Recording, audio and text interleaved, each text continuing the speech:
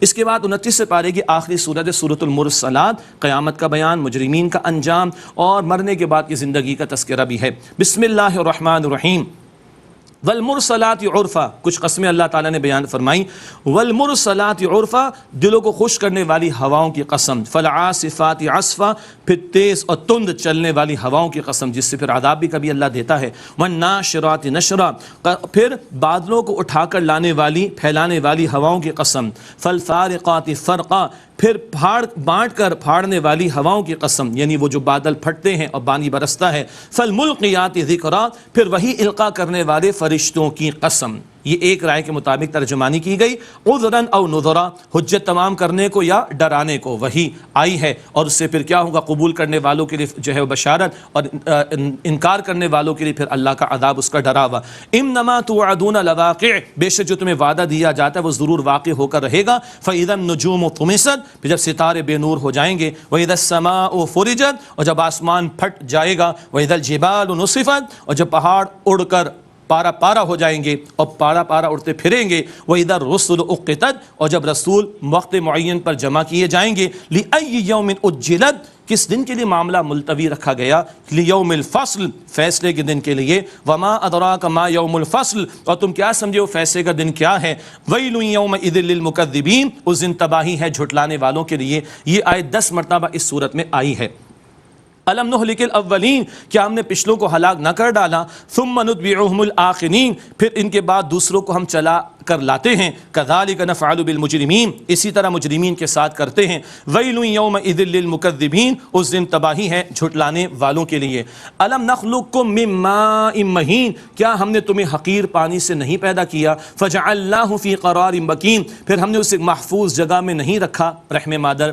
الی قدر معلوم، ایک وقت معین تک کے لیے۔ فقدرنا، پھر ہم نے اندازہ مقرر کیا۔ فنعم القادرون، تو ہم کیا ہی عمدہ اندازہ مقرر کرنے والے ہیں۔ مضامین دہرائے جا رہے ہیں، سے تشریح کی ضرورت نہیں ہے۔ ویل یومئذ للمکذبین، اس دن تباہی ہے جھٹلانے والوں کے لیے، قیامت کے دن کی بات ہو رہی ہے۔ الم نجعل الارض کفاتا، کیا ہم نے زمین کو سمیٹنے والی نہ بنایا؟ احیاء و امواتا، زندوں کو اور مردوں کو۔ وجعلنا فیہا رواسیا شامخات واسقیناکم ماء فراتا، اور ہم نے اس میں اونچے اونچے پہاڑ رکھے اور ہم نے تمہیں میٹھا پانی پلایا۔ سبحان اللہ۔ ویل یومئذ للمکذبین، اس دن تباہی ہے جھٹلانے والوں کے لیے۔ انطلقوا الی ما کنتم بہ تکذبون، حکم ہوگا تم چلو اس کی طرف جس کو تم جھٹلاتے تھے۔ انطلقوا الی ظل ذی ثلاث شعب، تم چلو 3 شاخوں والے سائے کی طرف۔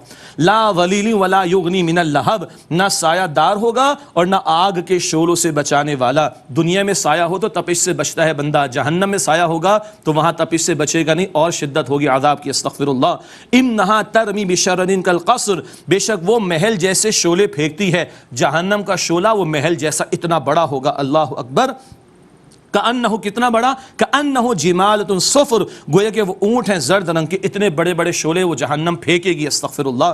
ویل یومئذ للمکذبین، پس تباہی ہے اس دن جھٹلانے والوں کے لیے۔ ھذا یوم لا ینطقون، اس دن وہ بول نہیں سکیں گے۔ ولا یؤذن لهم فیعتذرون، اور نہ انہیں اجازت دی جائے گی کہ وہ کوئی معذرت پیش کر سکیں یا بہانے پیش کر سکیں۔ ویل یومئذ للمکذبین، اس دن تباہی ہے جھٹلانے والوں کے لیے۔ ھذا یوم الفصل، یہ فیصلے کا دن ہے۔ جمعنا الاولین، ہم نے تمہیں جمع کیا اور پچھلے لوگوں کو بھی۔ فإن كان لكم كيد فكيدون، پھر اگر تمہارے پاس کوئی چال ہے تو چل کے دکھاؤ۔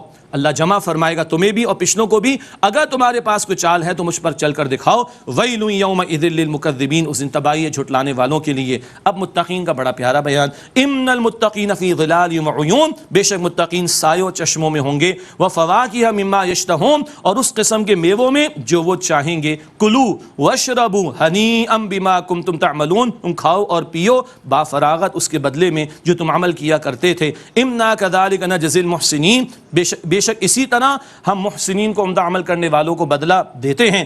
ویل یومئذ للمکذبین، اس دن تباہی ہے جھٹلانے والوں کے لیے۔ کلوا وتمتعوا قلیلا انکم مجرمون، تم کھاؤ اور فائدہ اٹھاؤ تھوڑا سا، بے شک تم مجرم ہو۔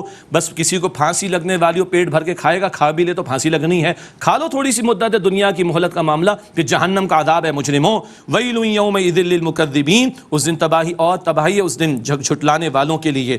وَإِذَا قِيلَ لَهُمُ ارْكَعُوا لَا يَرْكَعُونَ، اور جب ان سے کہا جاتا تھا کہ تم رکوع کرو یعنی جھکو، لا يرکعون، تو وہ جھکتے نہیں تھے۔